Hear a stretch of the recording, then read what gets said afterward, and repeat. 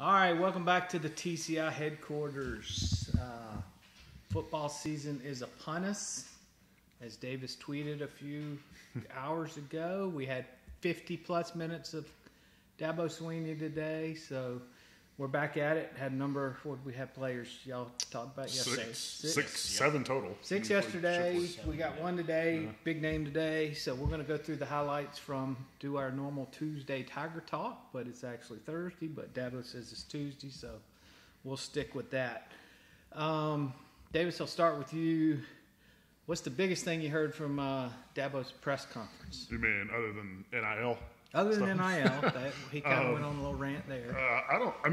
To me, the biggest thing that stuck out was the fact that I think they're just tired of talking about how much better they say they're improved. You know, like we've heard it since the spring now. Well, DJ's better. This offense is going to be better. I mean, everybody in the program talks about this offense being better, and I can't remember Dabo's exact quote, but he said something along the lines of being excited had to get it done on Monday, when the game rolls around. So that's the biggest thing to me is, going out there and showing, what you say you've been working on and the areas you've improved on. And obviously I think the biggest position under the microscope is quarterback. I mean, I think everybody is sort of looking forward to seeing how that situation plays out, how DJ, how much he is or isn't improved. And then obviously you have Cade Klubnik waiting there in the wing. So, just I guess it's what they like to say, put the dang ball down and go play. Spot the ball. Yeah. That's fancy.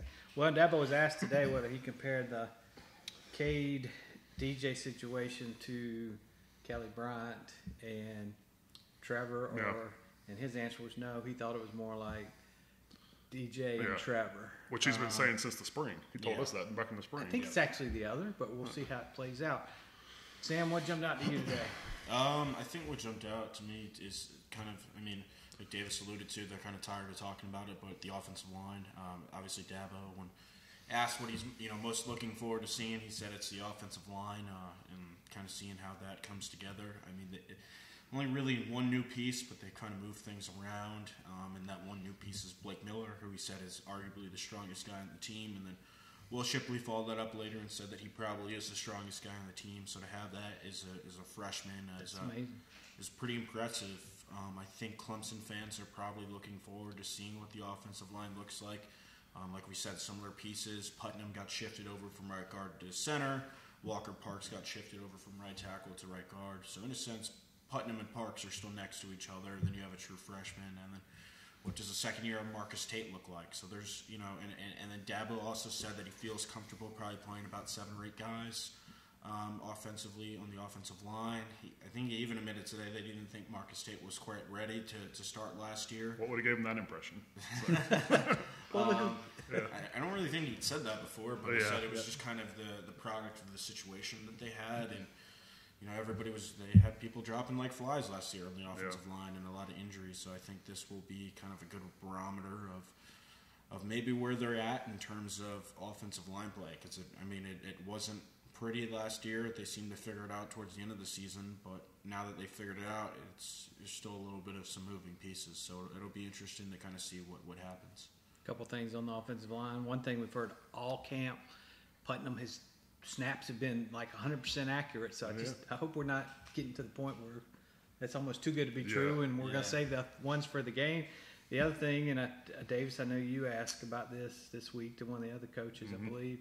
One of the guys we heard about last year Dietrich was going to be, he would have started last year and this, that, and the other. And now we've got some other guys that have moved ahead of him. Dabo talked a little bit about that today. Yeah, both him and Brandon Streeter. I mean, I asked the question because I thought for the reason that you just mentioned there, I thought it's fascinating that, Dabo's the one that multiple times talked about Dietrich Pennington being a guy that he thought could possibly start on their offensive line last year as a freshman had he not gone down with a knee injury, and then he's not listed on the 2 deep. And we really haven't heard his name a whole lot, probably since the midway point at camp on. Yeah.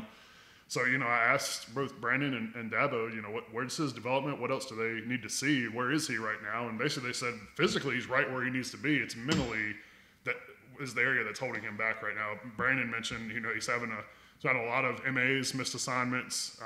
Dabo alluded to it today too. Mentally, he's got some catching up to do, just in terms of the playbook and knowing, exactly what his assignment is from sort of play to play. But another interesting thing Dabo said was that Brian Tucker was, what do you say, like this close to being a starter, which is a big move. Yeah. So it's interesting. They claim to have more depth. I'm not sure that I'm sold on Brian Tucker being like that close to being a starting caliber player, but they seem to have more depth. Mitchell Mays too, being up there. I don't know and obviously we don't get to see a lot, but when we saw Dietrich in camp, I know they say it's all mental. Yeah. 360. Yeah. Looked to me like he might still be it might be a little, might not all be mental. I guess I'll put it that way. I think 360 is big, but you have to remember he had an entire season off with the torn ACL. Which Dabo alluded to today. Yeah, it takes him a little time to get back. But I think he also said that kind of speaks to how they feel about Brian Tucker, that he was on the 2 deep instead of Pennington. Yeah, that's another thing I wanted to hit on just while we're talking about the media availability this week was, it was a good question too, but Brandon Streeter was asked about Blake Miller. And was that really him earning that right tackle job? Was that more a product of them not thinking Brian Tucker and Mitchell Mays, some of those guys were ready at guard? And Brandon said, no, he went out there and earned the job. He said that he felt like he was one of their best 5, and their job as coaches is to put the best 5 on the field. So they put Blake at tackle and moved Walker Parks inside the guard, which is interesting because you have to feel really, really good about Blake if you're willing to move a known commodity like Walker from tackle to guard. Yep. So I think that was a big development. Walker doesn't seem to have a problem with it, though. So. Yeah.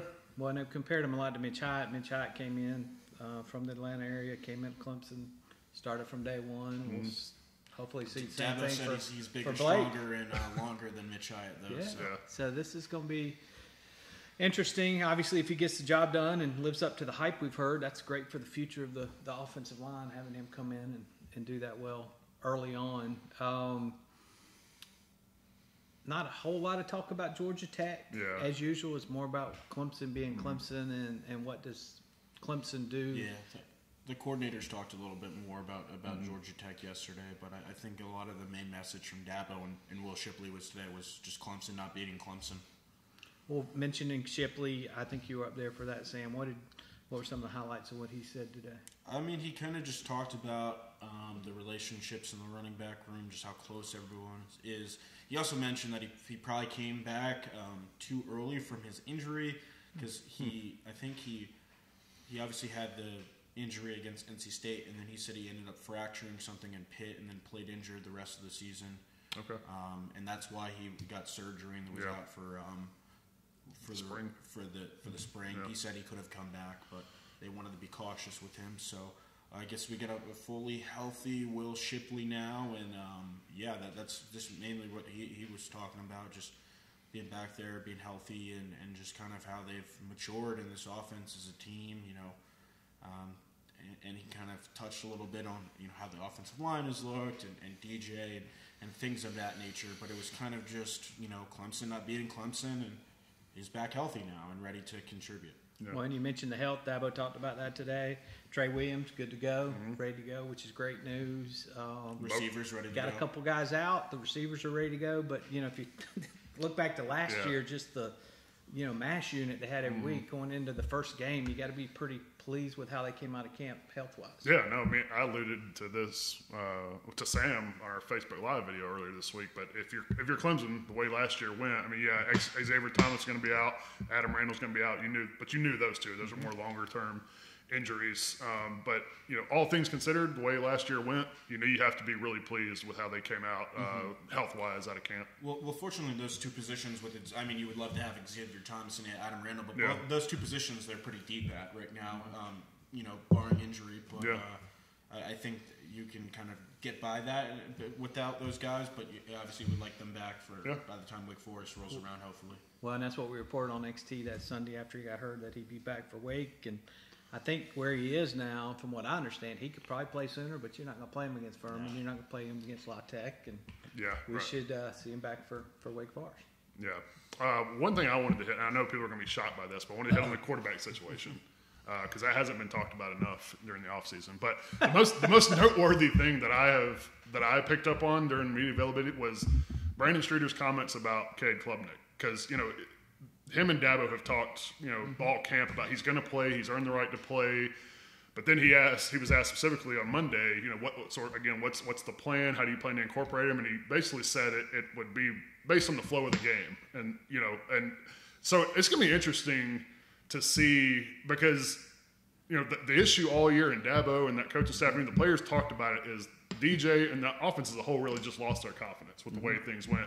What if DJ gets in there, he gets in a role early, he's moving the offense, gets him in the red zone or something? Are you going to yank him out when he's doing good just for the sake of getting Cade some experience, or do you keep him in there? Because that's going to be interesting to watch to see how. Again, that's assuming that he's doing well and he's moving the offense. I think if he's doing well, they're not going to make a move. I think in terms of getting Cade on the field, you would hope so in the second half against Furman and La Tech. But that was the first time I've heard one of the coaches specifically say, we're going to play this thing play it by ear. Well, and you can interpret that either way. Right. Yeah. In the past, Clemson has, and they never say it ahead of time, but they'll say it after the game. In the past, they've said, we've scripted for the backup to take the third series. Mm-hmm. They've done that several times.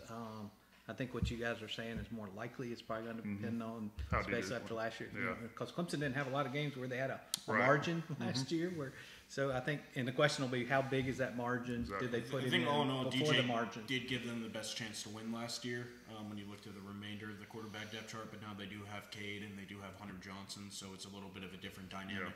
Yeah. That's a great point. In Dabo, and that we put this up Tuesday or Monday night.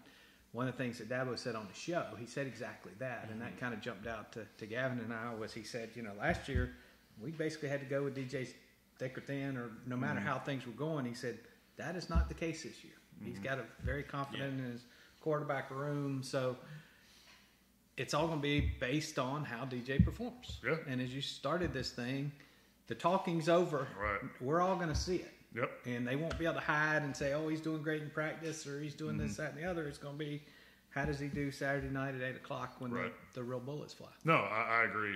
And that's why I also tend to think if they're going to roll with the hype. Like, if DJ's doing well, you got to stick with him. Because then it's like, if you're from DJ's perspective, if you just throw Cade in there just for the sake of throwing him in there, it's like, wait, I've changed my body, I've changed my mechanics, I've done all this work to improve, and now, I'd be confused. I think there will be a rhyme or reason to why he's in there. It won't just be like, hey, Cade, go run a read option. And that's what I got from Well, I think it might be different, too, if the schedule was different. Week 2, week 3, you got chances to play Cade. Right. If next week you had a bigger, tougher opponent, you probably would feel like, hey, we got to get Cade some real playing time before that, just in case something happens during that game to DJ. Yeah. But you got time the way the schedule lays out to get Cade some time the next couple of weeks. Yeah. Any final comments from today? Nope. Just y'all are tired of talking? Spot the ball. Let's go. I think everybody's tired of talking. Yeah. Monday night needs to get here. Yeah, we've got a little bit more than just this Saturday. We're going to wait 2 more days. Yeah. We got football tonight, Tuesday night football. How about that? Oh, on Thursday night. Yeah. There you go. We will be there in Atlanta. First trip for me, certainly. I think Sam. First time to the new dome. Okay, I've been outside, but not inside. Okay, so you cheat. You've been there more than we have. So we'll be there. Bart will be there with us, of course, bringing you guys some great pictures. I'll contribute what I can to the pictures, and we'll bring you all the coverage. Should be a great time. Hopefully this season gets off to a better start and everybody gets excited. But stay tuned to the Clemson Insider. We'll have the most complete coverage of Clemson football headed your way. This is BT Potter. Make sure to check out the Clemson Insider's most complete football coverage. Nobody does it better.